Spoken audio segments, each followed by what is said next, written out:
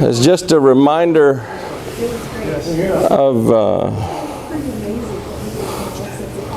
review. Yeah. Review. We're going to attempt to do a review of the stuff. I do these badly. She's been walking around on her knees. No, but I can't sit that way. You don't have to sit. You can sit any way you want. So I'm going to sit this way because this is the way I can sit. People look at Courtney's knee walk and think, oh man, what's wrong? She's been doing knee walking since 1984. I've been doing knee walking since 1982. And I don't even sit in Seiza no more because anyway, I don't think you have to. I know that the first one, she grabs me by the wrist, and I'm going to kind of empty her out a little bit here. Yep. And then I'm going to come to the outside of this and swing her to the outside, lock her down. You know what I did, Nick? What'd you do? I grabbed you with the wrong hand. That's okay. That's number 2. It's immaterial to me which one you grab me with. The Oshitosh one, which I should have been grabbing you with this hand. So she's fixated on which side, and it doesn't matter. I'm going to do the wrong one on this side now because I'm on to number 2. How about that? And again, you can do number 2 to me, on this side. She's making an action with the leg to open here, which is very good. That's classic sort of Kito-Ru understanding. I'm doing a little more subtle thing in my back that causes her to have a little off-balance problem. Coming right into this like a mawashi here, extending through her spine. You can touch this if you like to give yourself advantage as you make this little transition here. And then as she falls off, we'll lock down to this side. Cool. I'll do it on this side so we get back on track. We'll repeat that one if you don't mind. Yeah, so here. Now I cheated that time because I didn't actually let her get set. We'll go ahead and let you get set and get some power on me. Oh, now I have to do this special thing, which is sort of to take the power away before I get here. Into her, little hand change, and away we go. I also tickle her knee with my foot so that I can stabilize her fall slightly. But that's extra credit. Okie dokie. Then she's going to grab me with a mirror side. I'm going to hit her in the jaw. And that makes her head go back a little ways. We kind of coil up around this thing with the thumb on the outside. And I slip to her outside. And we have a nice hikitoshi. Can you see that okay? Okay, cool. We have a very similar function on this side. We hit her in the jaw. This time the thumb's on the inside as it rises up, and I turn around. And we have a wakigatami function here. Yeah, good. And because I've been familiar with judo, I tend to end it like a wakigatami in judo. It doesn't have to be that way. It could be more pretty, but that's just habit on my part. Then we finally get where we get to stand up. She's locked me down, and if I'm trying to lift and just lift, I can't get her up. But I can take her into the back side of my body and then come up with the elbows with the hands loose. And once she's vaulted up, we can turn her one direction or another and lay her down that way. Cool? So this is sort of a more Daito-Ru approach to these techniques than what we've seen. Yeah, we're taking the power off of ourselves towards our rib cage and in our upper back. We're engaging the elbows and letting the hands stay loose and light. We're turning a ball in part of our rib cage to cause her to topple, and then we'll just lay her down over here. Cool? Weird stuff, huh? Cool, then we stand up. And again, I'm a clunky stander-upper. There's some grabs next, right? I'm going to grab that hand. Hiki Otoshi. Hiki Otoshi. This is this. And putting the pop. Right. This is grabbing this hand. Yeah, and you break that way. And I coil you here, and then I come coil up. here and go this way. Okay, we'll do it this way. Thank you for reminding me. So we have a curling action passed off to another curling action on a forward step. The unique quality there is that the body drop that throws her, which normally we think of as doing this way, we do it in the opposite direction. We body drop forward as we knock them with the back hand. So that's kind of unusual. Haven't done that so much before. Then she gets me this other hand, yeah. Mitoshi. And we have a Mitoshi form in which we're swinging through And I kind of like to just enter here and take her off. If you happen to get a hand change, that's fine as well. But it's mainly interrupting the back step, stepping through.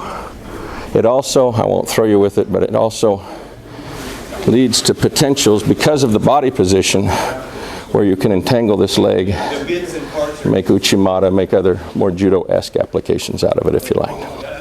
So it's just a variant form of Mitoshi. What's after that? Oh yes, we have vaulting. And vaulting is a product not of lifting the hands. Vaulting is a product of bringing the knees forward and into her, the hips forward and into her, and touching through the surfaces that happen to be convenient. The hands are just an addendum to the fact that, yeah, people sometimes try to do it and they bend their knees and they go down with their knees. But it's actually into her with the knees that causes the vault. Once it's up, again, we just pass it off and let her fall down. Could you do it with a big step? Yeah, you could. That would be the Kito-Ru version of this would be like, and there's all this thing happening here, which is cool. This is just a more, it's a little more subtle one. That's all. Cool. And after that, what do we got? You're taking a bunch of falls, aren't you? Oh, she's choking me to death. She's tired of me throwing her. She's getting violent. Mean Courtney. We're going to have an action that punches her in the jaw. And this can be a back step, this can be a forward step, this could be a crouchy step. Lots of ways to punch her in the jaw. But again, I'd like to encourage her to not maintain good posture while she threatens me from this grappling position. We're going to roll this elbow up and make a little space for ourselves. We're going to slip under and capture her arm as we do, feeding it to this hand so it's conveniently located, keeping our body close so that I could potentially attack her with the elbow as I'd made this turn, and potentially step into this thigh again for throw. So you have a lot of side body control here. We've seen a very similar technique in san kata, for instance, where we boom, and we go slip under, and we make haneri out here. But this one's way up, very close, so we could do Tayatoshi, for instance. We can add a lot of potential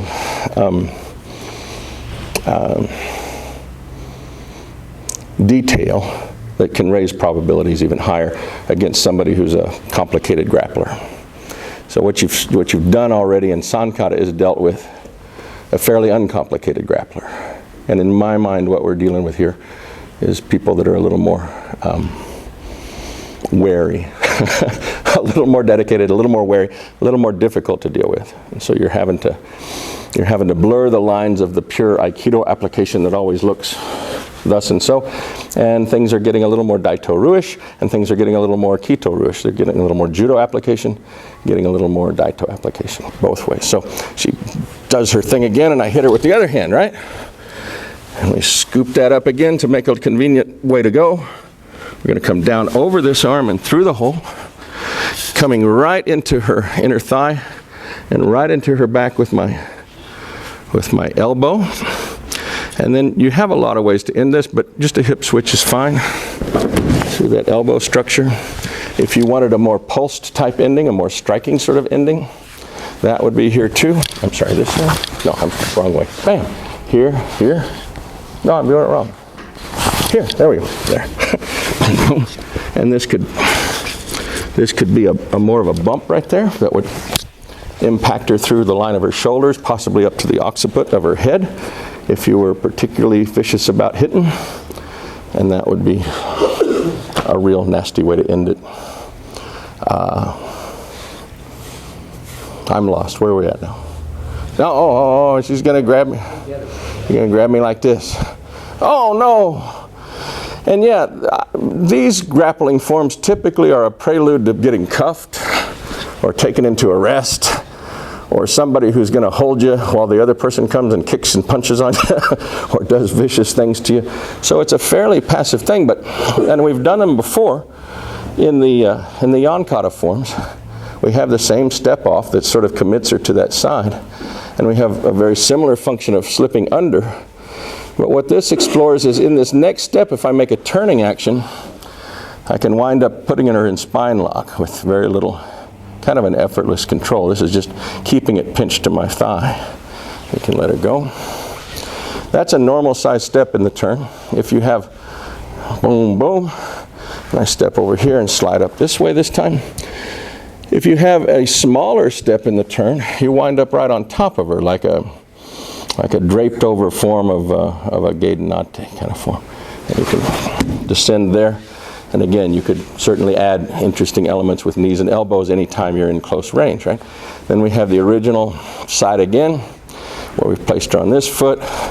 We've slipped up here, and we move completely away. Very far away this time, and you sort of have a potential for crucifying here. It's very popular with these positions to go ahead and grab and do manipulations on the wrists, and that can endanger their shoulders a lot, so we're not going to really think about grabbing those things, but you want to be aware of them. You want to think, oh, hey, look what I could do. It's just that in many cases, when you look what I can do and you grab those wrists, their shoulders are already in an extreme state, and it can be detrimental. Cool? Cool. Now I'm lost again. She's grabbing me. She's grabbing me again. I'm going to go here. Kodagaishi. Oh, the Kodagaishi. Thank you. I have no memory of these wonderful things. We're slipping out, ducking under. My head is capturing this against this hand as it rises. The bottom hand is now pushing under, and we go to a Kodagaishi form here. We can throw them off. So it's a double-sided action. We have a basic peel-off, control here, and control here. And I'm not going to throw you. You've been falling for days now. So it's you don't have to do the double thing. More classically, the kata predicts that you'll come out here and feed this off and just do a standard Kodagaishi, which we've, at this point in our Aikido career, we've probably done a few thousand times. So it's already been done. The unique property here, in my mind, has more to do with what to do here. And the fact that the Kodagaishi can sort of take care of itself down here. And you're doubling your odds that way, regardless of how you grapple with this person, or if they get vigorous about this problem, or they get vigorous about that problem. You got both. So let's say she successfully defeats my Kodagaishi out here, then the Wakigatame is still there. Let's say she successfully defeats the Wakigatame, and she pulls out of that. Well, then the Kodagaishi still kills her. So by doing both, by working with both functions, you're doubling your odds automatically. Cool? So that's why I've gone in that particular direction. Now we have more of that? Nope, I'm going to come up here. Remember, this is, but I just get that one. Oh, and I slip under. Huh. And I touch you here, often with a kneeling form. So again, we've done something very similar to this in Yan Kata, where we pushed out here and came all the way out and did a kneeling form and brushed that knee. This is almost identical, except that I'm touching nice and tight and coming really close with the body. Again, the leg could be sweeping through here. The kneeling action could be kneeling through her thigh and her leg going backward. You could continue to do a standing form if you liked and just reap backwards. So it's tying it specifically to a judo throw called uchimata right there, which is only available if you do it up close. If you do it with that arm's length, it's going to be really awkward. But up close, it's an obvious thing. Cool? Okay. Yeah.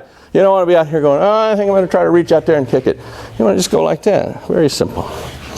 So, Ukiyotoshi. The one that just rotates and sticks them in this hole. Right. And the salient element there just has to do with how do we rotate. There's a tendency to pick up a foot and go through space, pick up another foot, go through space, and do a big action turn. And if she's grabbing with some malice and forethought and I take big steps, she can start controlling me as soon as I pick up my foot and start to travel through space. I actually don't travel much through space. I turn right where I'm at. It's as if you're on one of those little turnaround platters from the Chinese restaurant. And you're just going to rotate as tightly in the space of your own body as you can on contact as she tries to deliver pressure in and get control of you. So it's a faster, tighter form than we're used to. We're used to a much broader sort of turning action, as I recall. We have a similar attempt here. Turning the other way. Oh, I'm lost now. Oh, this is the failure of this, right? And this would come up on the inside sometimes. Right. So we see a failure form of this ukiyo-toshi when the grapplings happen, but maybe you're a little late, or maybe as you make this turning action, the whole thing has run into something. It's all gotten bound up. Maybe your hand has come up on the inside and everything's gotten more horizontal instead of more vertical. You'd like this turn to exhibit a vertical effect on her. Maybe it's come up to the inside and it's more horizontal, right? And so from this wonderful thing, I'm drawing the blank now. I remember we got here. What happened after this? Well, Courtney? we run into the wall here, right? And so I come back this way, and you just reversal, and we slip. Yeah. Slip. Okay, thank you. Mine's in vapor lock. We're in some form of failure here. Yeah, and I don't want to go there. Right, and the temptation now is to do something special with our arm, is to get directive with this whole thing. You've hit this wall in this body drop function that's gone awry. And she hasn't gone. And for whatever reason, she hasn't gone. And we're just going to turn loose of our arm like a rope and walk behind her. And that turning loose of the arm like a rope thing is really powerful there. The way people tend to have a difficulty with this one, pushing hard and then pushing through this thing or coiling through. And yeah, she's a vicious grappler. She feels all that coming. She can do mean things about it. Good luck. There's no mean thing to do there because the second half was a cloud. It was space ghost, coast to coast. She gets a hold of something that's there and it's solid, and then it turns into nothing for a little bit, and then it reappears as something. So it's a really spooky feeling when you do it that way. And yeah, thank you. I remember that now. But I'm still in vapor lock for what's next. What? The ones we did today. Today stuff? We're up to today. Wow. Going to come up and... We had this business. I keep a hold of you. You keep a hold the first time. And I come back to hit you, but I don't do any big power thing right here. I touch you in the armpit basically, and the throwing action is one that curls down. We're controlling the ball joint of the shoulder in a way that we haven't messed with before. Normally we would see something that would push this off, like push the elbow or push the length of the arm. That's what we're more used to seeing. The difference here is something that does this little job. And it hits them like a pulse. It doesn't hit them like a long drive. It's a momentary thing. In a more percussive sense, you could think of that as a shot if you wanted to. I wouldn't particularly do it that way, and it has the feel of reaching in to sort of grasp a large, like a softball right here. It's like your hand has encountered a softball. You don't want any tension in the length of the arm as it gets here, so it's not driving already. And when you're ready to deliver the energy, just a small pulse really. Cool? So that's kind of neat. Then she's got me on this side. And we attempt to bust it loose and hit her, right? No. Oh, we don't do that one yet? We're going to do the shoulder again. I'm skipping ahead. I'm going to hit you in the shoulder again. And you're going to be bad. Yeah, you're right. Okay, thank you. And I try to tickle her armpit again with the softball trick, right? And for whatever reason, bam, she's just meaner than I expected. Or she's run into something. Or somebody's bounced off and foiled the whole throw, everything's gotten stunted. We're going to wind up failing to go this direction, so I need to build into myself that, well, if it's not going this direction, it's got to go that direction. And knowing that it got to go that direction, I let it go that direction. That's just a convenient way to go that direction. It's just the reversal. If you hit a resistant condition, 180 from it, you've already got an out that you can fairly much rely on. Cool? Now we're the break loose. Now we are the break loose. We break loose, and you hit her back in the face. And that was fun. The break loose and hit her back in the face leads naturally to a Rimi Nagi. Controlling the neck for a Rimi Nagi rather than around the neck, and that's a little different. And then passing through for the throw. We have a lot of different endings there as well, and you can be very creative with. I suggest being careful with your partners, as they can get kind of violent as well. We have a Shionagi formed after that, where it's broken loose, you've hit, you've come through and hit again, turned this into a coil form, and gone on into Shionagi. Did I do that on the wrong side? No, you did it. Perfect. I'll be damned, I thought that was wrong. Okay, that Shionagi is a placeholder for, again, a whole bunch of potential interesting variations that you might want to explore. And then we have the final one of this set where this is broken loose. I'd like to come back and re-encounter her face, but she's slightly out of range this time, and so I can't get there from here, so I'm going to slip under, come back and coil to the shoulder. And again, we have a variety of ways to end this. Most pleasant of which is probably just laying them down. You could roll them out. You can do a bunch of other interesting things. But functionally, we're seeing 3 different relationships in those grappling conditions. And that is the first 22 of Roku kata, Koryu Dai Roku. Not authorized by anybody in Japan. The people that built it, I'm sure, would look at this and think, these Okis are out of their minds, and that's cool. Yeah, we're doing what we want with it, and I think it's an interesting creative exercise. So I hope you find good use for it and enjoy. Thank you. Thank you. Thank you, Courtney. That's lovely. Let's bow out. Rah, rah, rah. Thank you all very much. My mind is gone.